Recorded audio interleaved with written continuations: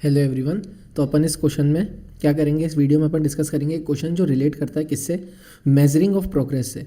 क्या? Measuring of progress. यानी हमने एक कॉन्ट्रैक्ट लिया, एक एंटिटी ने कॉन्ट्रैक्ट लिया, जो एंटिटी इंड AS 115 फॉलो कर रही है, उसने कॉन्ट्रैक्ट लिया। वो क्या करना चाहती है, उस कॉन्ट्रैक्ट में जो उसकी परफॉर्मेंस है उसको मेजर करना चाहती है कि भाई कितने % काम अपन ने कंप्लीट करा। ठीक है, कितने % काम अपन ने कंप्लीट करा। तो बेसिकली अपन सबसे पहले इसका कंसेप्ट समझते हैं क्या करते हैं, फिर अपन इस क्वेश्चन पे भी चलेंगे। ठीक है, सिंपल सा है, कुछ खास बात नहीं है। कुछ कंडीशंस हमें इसमें देखनी पड़ती हैं इसके एक पार्ट के लिए। ठीक है, समझते हैं अपन, सब कुछ समझ में आएगा। ठीक है, आसान हो जाएगा। Method of measuring progress of a performance obligation satisfied over a period of time. यानी अगर कोई परफॉर्मेंस ऑब्लिगेशन है जो satisfied over a period of time है, उसका अपन जो प्रोग्रेस मेजर करते हैं वो कैसे मेजर करते हैं, उसका ये क्वेश्चन है, उसका ये कंसेप्ट है। दो तरीके से प्रोग्रेस मेजर करी जा सकती है। एक है हमारा आउटपुट मेथड्स, दूसरा इनपुट मेथड्स। नाम से ही समझ आ रहा है, इनपुट का मतलब कि कितनी हमने कॉस्ट इंकर करी उस बेसिस पे। आउटपुट का मतलब कि कितना हमारा आउटपुट निकल करके आ रहा है और कितना आना चाहिए टोटल, उसके बेसिस पे। समझ में आ गई बात। यानी आउटपुट और इनपुट मेथड। आउटपुट मेथड में कैसे अपन मेजर करेंगे प्रोग्रेस को, गुड्स या service transferred to date upon total goods या सर्विसेज टू बी ट्रांसफर्ड। यानी एक एंटिटी ने कितने गुड्स या सर्विसेज, किसने कितना amount of that performance obligation दे दिया कस्टमर को, वो अब तक कितना दे दिया। टू डेट, टू डेट का मतलब अंटिल डेट, अंटिल नाउ या अंटिल प्रेजेंट या till present time, divided by total goods जैसे जितने देने, यानी कितना दे दिया डिवाइडेड बाय कितना देना है इंटू 100। क्या आ जाएगी, हमारी प्रोग्रेस आ जाएगी कि भाई हमने एक कॉन्ट्रैक्ट में कितनी प्रोग्रेस करी, एक कॉन्ट्रैक्ट में हमने कितनी प्रोग्रेस करी, कितना काम हमने कर लिया, कितना काम हमको और करना है, कितना काम हमें टोटल करना है। तो इतना कर लिया इतने में से, तो कितना कर लिया, मल्टीप्लाई बाय 100। क्या आ गया हमारे पास, परसेंटेज आ गई। लेकिन अपन इसमें क्या कर रहे हैं, गुड्स या सर्विसेज ट्रांसफर टू डेट देख रहे हैं, यानी कितना अपन ने परफॉर्मेंस ऑब्लिगेशन दे दिया, आउटपुट कितना दे दिया अपन ने, इसलिए क्या है, आउटपुट मेथड है। सिंपल सी बात, measurement of progress output method में कैसे करेंगे अपन, गुड्स या सर्विसेज ट्रांसफर, कितने गुड्स या सर्विसेज अपन आज तक ट्रांसफर कर चुके हैं। मान लो कि हमें टोटल 20 लाख का गुड्स या सर्विसेज ट्रांसफर करना है, टोटल 20 लाख है, अपन ने अभी तक 5 लाख का कर दिया, तो 5 lakh divide by 20 lakh into 100। Simple. Example क्या होंगे इस मेथड के, surveys of completion, appraisal of result achieved, milestone reached, time elapsed, unit produce, unit delivered. अगर अपने को ये सब चीज़ें देखनी है, इस मेथड से अपन क्या कर सकते हैं, इसको मेजर कर सकते हैं प्रोग्रेस को आउटपुट मेथड से। कहाँ पे, जब अपने को कंप्लीशन सर्वे अपने को करना हो कि भाई कितना कंप्लीट हुआ, उसका सर्वे अपने को करना है, या फिर अपने को देखना हो अप्रेजल ऑफ रिजल्ट अचीव्ड, कितना रिजल्ट अपन ने आज तक अचीव करा। यानी टोटल हमें 20 लाख का देना है माल, उसमें से अपन 5 लाख का दे चुके हैं अभी तक, तो कितना रिजल्ट अचीव हुआ हमारा 5 लाख डिवाइड बाई 20 लाख का कितना होता है, 5/20 1/4, 25% हमारा रिजल्ट अचीव हुआ। इस तरह से माइलस्टोन कितना अपन ने रीच करा, भाई 25% का माइलस्टोन अपन ने रीच करा। समझ में आ गई बात। दूसरा क्या है हमारा इनपुट मेथड, जहां हम यहाँ पर गुड्स या सर्विसेज ट्रांसफर का देख रहे थे, वहाँ पर हम देखेंगे कि हमने कितनी कॉस्ट इंकर करी, यानी हमने कितना इनपुट दिया। क्या है ये, इनपुट मेथड है, बिल्कुल सिंपल। और ये इनपुट मेथड वो है जिसका अपन ये क्वेश्चन करेंगे। इनपुट मेथड कहाँ पे होता है, मेजरमेंट ऑफ प्रोग्रेस कैसे, कॉस्ट या इनपुट्स इनकट टू डेट, यानी आज तक अपन कितनी कॉस्ट या फिर इनपुट इंकर कर चुके, डिवाइड बाय टोटल, सेम वही कि कितना करना है हमें टोटल इंटू 100। जैसे अपन ऊपर कर रहे थे वैसे यहाँ पे नीचे कर रहे हैं, बस ऊपर क्या थी, हमने कितना ट्रांसफर कर दिया गुड्स या सर्विस, यानी एक तरह से sale price divided by total कितना करना है। यहाँ पे क्या है, कॉस्ट, कितनी कॉस्ट अपन ने इंकर कर लिया आज तक, डिवाइड बाय कितनी करनी है इंटू 100। सिंपल। लेकिन यहाँ पर जब अपन इनपुट मेथड फॉलो करते हैं तब हमें ध्यान रखना पड़ता है कि ये हमारे, जैसे मैंने इसको समझाने के लिए यहाँ पे क्या लिखा, ये ए ये बी एंड ट्रांजैक्शन प्राइस, यानी ए बी और ट्रांजैक्शन प्राइस को हमें एडजस्ट करना है, यानी हमें डिडक्ट करना है, इसमें से कुछ डिडक्ट करना है। क्या डिडक्ट करना है, यानी एक अमाउंट अपने को, इसको एक अमाउंट से अपने को इस फिगर को, यानी इस कॉस्ट को, इस इनपुट को, और ये वाली जो टोटल कॉस्ट है इसको अपने को एडजस्ट करना पड़ेगा, इसको रिड्यूस करना पड़ेगा। किस अमाउंट से रिड्यूस करना पड़ेगा, कब करना पड़ेगा, ये अपन पढ़ते हैं। कब करेंगे, पहला point, inefficient cost, example cost of wasted material, labour और अदर रिसोर्सेज, या फिर अदर कोई एबनॉर्मल या इनएफिशिएंट कॉस्ट अगर लग गई हो अपनी, तो अपने को उसमें से रिड्यूस करना है। किसमें से, इसमें से और ट्रांजैक्शन प्राइस में से। सिंपल। या फिर when cost incurred is not proportionate to progress then revenue will be recognised only up to the event of cost incurred, यानी कॉस्ट तो इंकर हुई लेकिन उतना नहीं हुई जितना प्रोग्रेस हुई है, प्रोग्रेस से ज़्यादा हो गई, यानी एक कुछ ऐसी कॉस्ट ऐसी आई है या फिर कुछ कॉस्ट ऐसी आई हैं जो एक्स्ट्रा इंकर हो गई हैं लेकिन वो प्रोग्रेस से रिलेटेड नहीं है।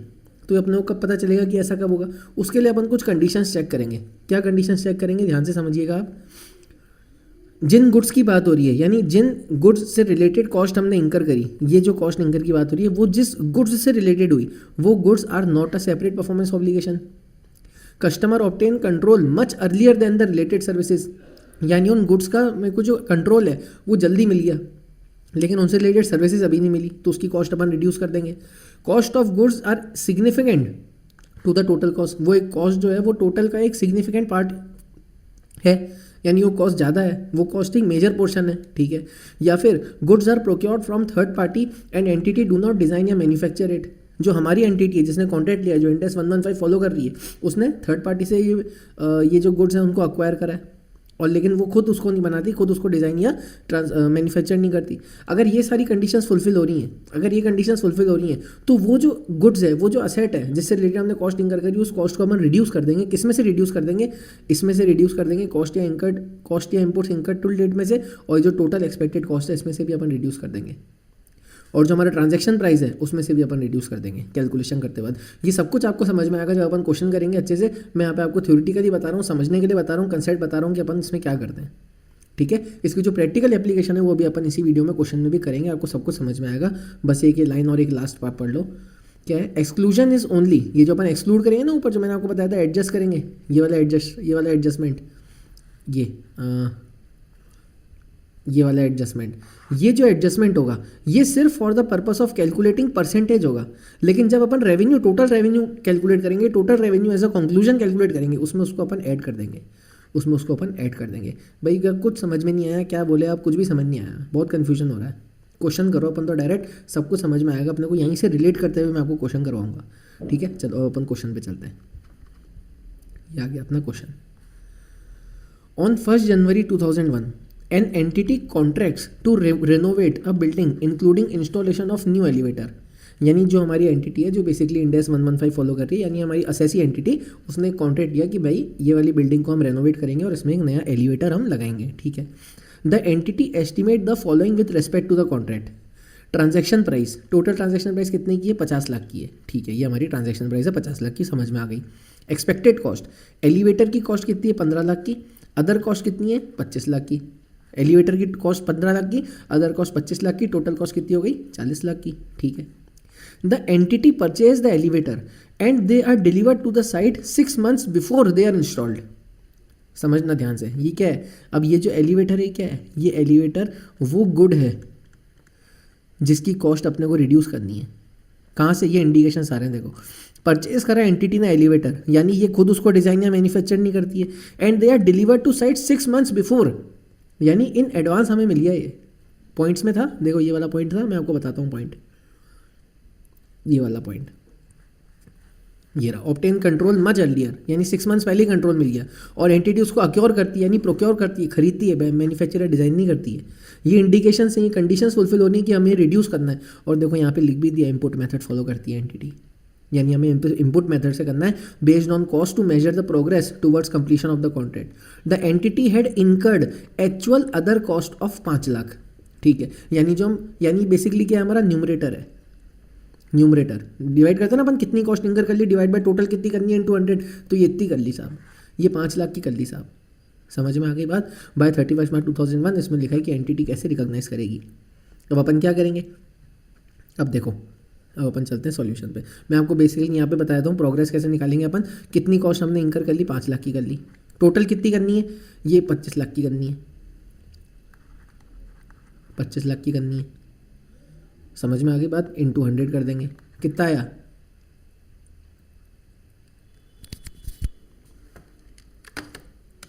5 lakh divide by 25 lakh, percentage 20% आ गई। प्रोग्रेस परसेंटेज कितनी आ गई? 20% आ गई, ठीक है। अब अपन चलते हैं सॉल्यूशन पे, एक बार समझते हैं सॉल्यूशन को। चलो, इनपुट मेथड से कर रहे हैं अपन। अब अपन ये आ गया, as per index 115 entity is following input method to measure revenue, calculation of percentage. 5 lakh जितनी अपन ने आज तक इंकर करी कॉस्ट, 25 लाख टोटल इनटू 100। अब देखो यहाँ पे 25 लाख कैसे आया, ये देखो भाई, टोटल तो साहब इन्होंने 40 करी है, अपन ने सिर्फ 25 क्यों लिया? अरे ये तो एलिवेटर है, ये तो एलिवेटर है, यानी इस 40 लाख में से रिड्यूस कर देंगे 15 लाख एलिवेटर के, कितना बचा? 25 लाख। ये रिड्यूस क्यों करा? यानी ये वो वाली कंडीशंस फुलफिल कर रहा है, इसलिए अपन ने इसको रिड्यूस करा। हमने इसको प्रोक्योर करा है, इसको हमको एडवांस में मिल गया, ये सेपरेट परफॉर्मेंस ऑब्लिगेशन नहीं है, सारी कंडीशंस इसमें फुलफिल हो रही है इस एलिवेटर से रिलेटेड। इसलिए इस एलिवेटर की कॉस्ट अपन, मैंने क्या लिखा था नीचे, क्या बताया था मैंने आपको, ये ए में से भी रिड्यूस होगा, ये बी में से भी रिड्यूस होगा और ये ट्रांजैक्शन प्राइस में से भी रिड्यूस होगा।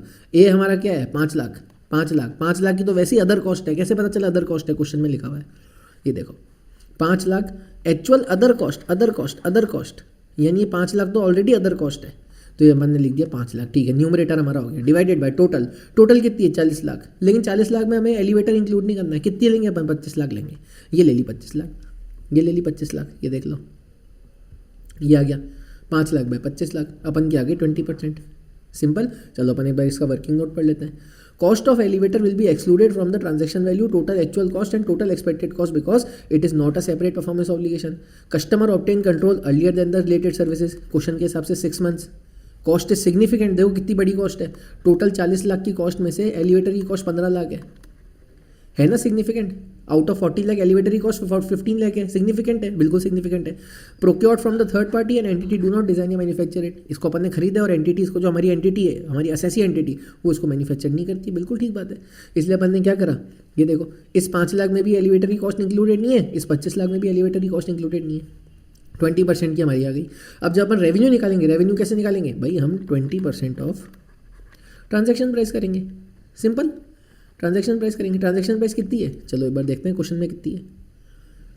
ट्रांजैक्शन प्राइस है 50 लाख, 50 लाख, लेकिन अपन 50 लाख नहीं लेंगे, 50 लाख नहीं लेंगे। क्या करेंगे, 50 लाख माइनस 15 लाख। क्या लिखा था मैंने यहाँ पे, क्या लिखा था, it will be reduce from, A से कर दिया, बी से कर दिया, and transaction price, and transaction price, and transaction price. तो हमारी ट्रांजैक्शन प्राइस कितनी होगी 50 लाख जो क्वेश्चन में दी हुई है, माइनस एलिवेटर, एलिवेटर 15 लाख, कितना हुआ 35 लाख, 35 ही हुआ ना, 50 माइनस 15, 50 40 35 लाख। यानी हमारा कितना हो जाएगा रेवेन्यू, ये आ गया, देखो ये अपन ने कैलकुलेशन भी यहाँ पे लिखी हुई है, मैंने देखी नहीं। 20% ऑफ 35 लाख कितना हुआ 7 लाख। लेकिन जब हम फाइनल रेवेन्यू निकालेंगे, फाइनल अपन जब रेवेन्यू निकालेंगे, exclusion is only for calculating percentage, that is while calculating revenue, total actual revenue will be added normally. यानी टोटल रेवेन्यू कितना होगा 7 लाख, तो ये जो अपन ने भी निकाला प्रोग्रेस के बेस पे, प्लस एलिवेटर 15 लाख, टोटल कितना हो गया 22 लाख। भाई एक्चुअल में तो हुआ ही है ना, तो अपन क्या करेंगे, सिर्फ परसेंटेज ऑफ प्रोग्रेस निकालने के लिए अपन इसको न्यूमरेटर और डिनोमिनेटर में से डिडक्ट करते हैं, इसको अपन ए और बी में से डिडक्ट करते हैं। लेकिन जब अपन फाइनली रेवेन्यू हमारा निकालेंगे, टोटल रेवेन्यू निकालेंगे, तो अपन इसको ऐड कर देंगे। 7 लाख तो हमारा calculated revenue plus 15 lakh elevator का, टोटल कितना आ गया हमारा 22 लाख आ गया। तो सिर्फ जब इनपुट मेथड है आपके पास, जब आपके पास क्वेश्चन में सिर्फ और सिर्फ इनपुट मेथड है, तब अपने को ये एक्सक्लूजन्स करने हैं, अगर ये कंडीशन फुलफिल हो रही है तो। समझ में आ गई आपको बात। आउटपुट मेथड में ये नहीं आएगा, आउटपुट मेथड में देख लो अपन ने ऐसा कुछ नहीं पढ़ा था। ये देख लो आउटपुट मेथड तो सिंपल सा था, टोटल गुड्स या services transferred divide by total goods या services to be transferred, simple. ये जो अपने को कंडीशंस चेक करनी है किसमें करनी है, सिर्फ इनपुट मेथड में करनी है, इनपुट मेथड में करनी है। ठीक है, अगर ये सारी कंडीशन फुलफिल हो रही है तो उस बेसिक जो वो बड़ा हमारा अमाउंट है, उस गुड्स या सर्विसेज से उस अमाउंट को अपन इधर इस वाले ए पॉइंट में भी नहीं लेंगे, कंसीडर नहीं करेंगे, टोटल एक्सपेक्टेड कॉस्ट में भी कंसीडर नहीं करेंगे। और जब हम इस परसेंटेज को अप्लाई कर रहे हैं, भाई यहाँ से हमारे पास एक परसेंटेज आई जो हमारी 20% आई थी, जब हम इसको हमारी ट्रांजैक्शन प्राइस पे अप्लाई करेंगे टू कैलकुलेट रेवेन्यू, तो इस ट्रांजैक्शन प्राइस में भी वो अमाउंट इंक्लूड नहीं होगा। तभी तो देखो अपनी टोटल ट्रांजैक्शन प्राइस क्वेश्चन ने 50 लाख की थी, अपन ने कितनी ली 35 लाख। क्या करा अपन ने 15 लाख का एलिवेटर हटा दिया, ये जो यहाँ पर हटाया देखो, ये हटाया।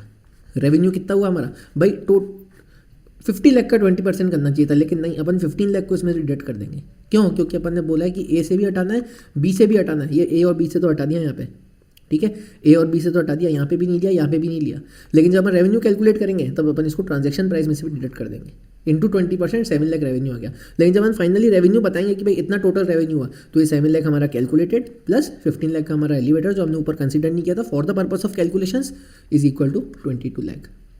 ठीक है, समझ में आ गई आपको बात। और सारी कंडीशंस अपने को लिखनी है एग्जाम में कि भाई देखो ये सारी कंडीशंस, ये जो बड़ा वाला असेट है, जो बड़ा गुड्स एंड सर्विसेज है, जो बड़ा एलिवेटर है, ये फुलफिल कर रहा है एज पर इंड AS 115, इसलिए अपन इसको इंक्लूड नहीं कर रहे। तो मैं उम्मीद कर रहा हूँ आपको ये क्वेश्चन समझ में आ गया होगा। ये वाली PDF आपको टेलीग्राम चैनल से मिल जाएगी। Thank you so much, please support और सब्सक्राइब कीजिएगा।